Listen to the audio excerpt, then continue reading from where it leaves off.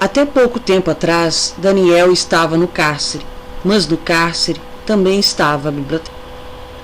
E o encontro de Daniel com os livros foi além dos valores que uma leitura pode oferecer. A paixão pelas obras literárias mudariam para sempre sua vida.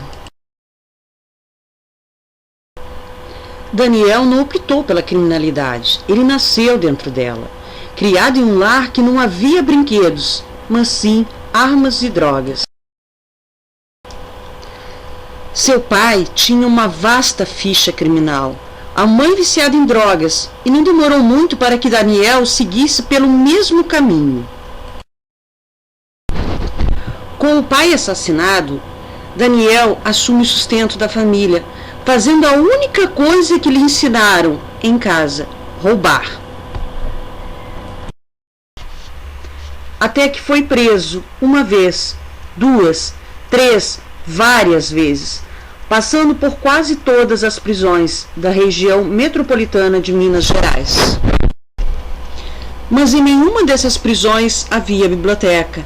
Daniel voltava para as ruas e não demorava muito em ser preso de novo, mais uma vez cometendo delitos.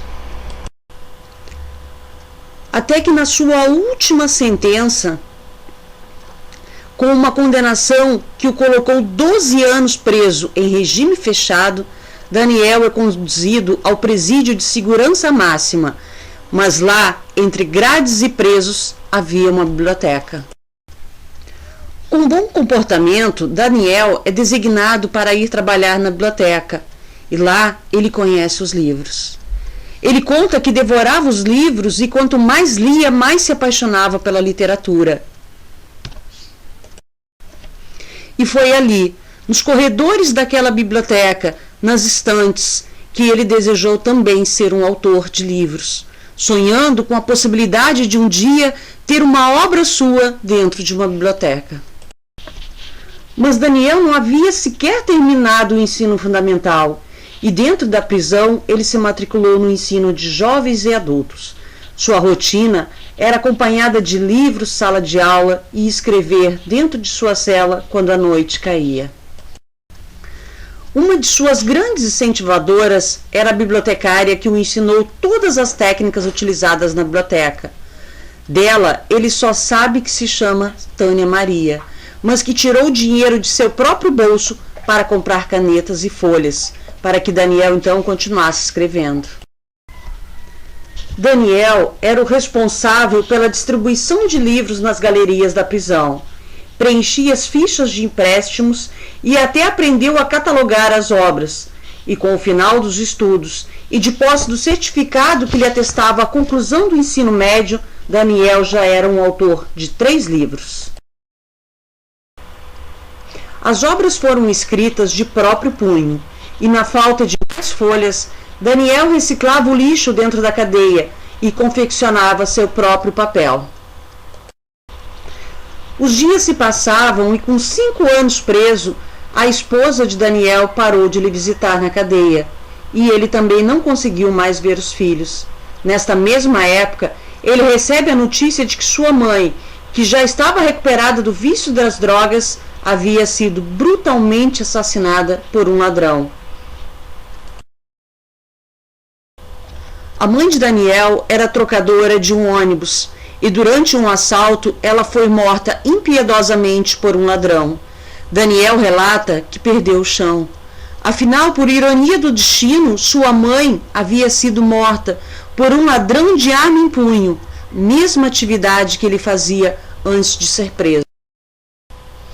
Se antes Daniel já havia prometido a si mesmo que sua vida seria diferente após a descoberta dos livros, agora ele jurava em nome da memória da mãe que poderia até passar fome na vida, mas que nunca mais haveria de pegar numa arma e voltar a roubar.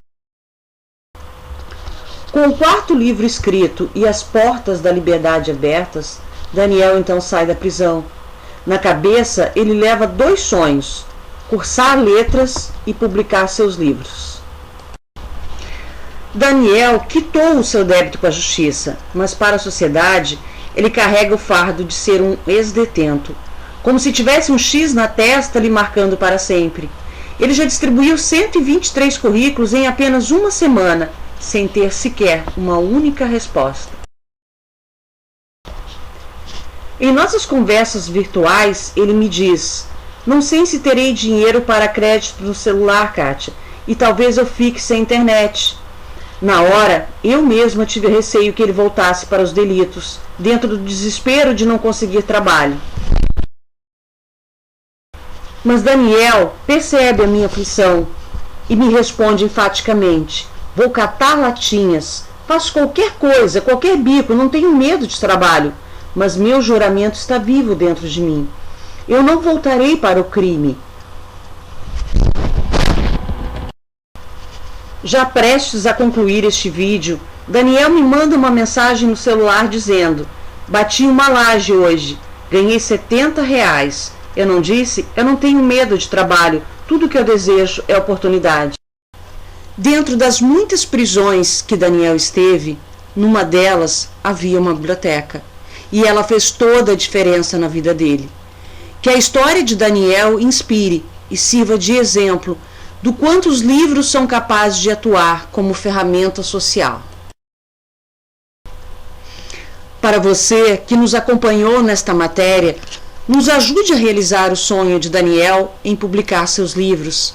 Se você tem algum projeto literário ou conhece alguma editora, fale sobre essa história.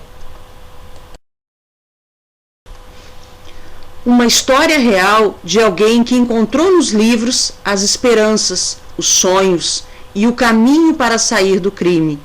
Lembrando sempre que o único caminho no combate da criminalidade é a educação.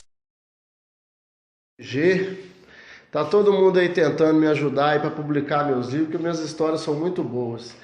E indiferente disso, eu preciso de uma ajuda da sociedade, porque a minha história é muito longa, né?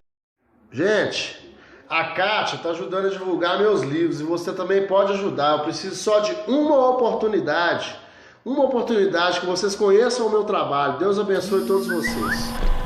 E para quem acompanha nosso projeto de biblioteconomia social, em parceria com o Mural Interativo do Bibliotecário, e que deve estar agora se perguntando: mas o que isso tudo tem a ver com biblioteconomia social? Eu lhes respondo: tudo.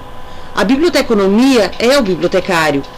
E se o papel do bibliotecário consistir em mostrar a relevância pertinente dos livros e o quanto eles são capazes de resgatar vidas, então isso já é biblioteconomia social.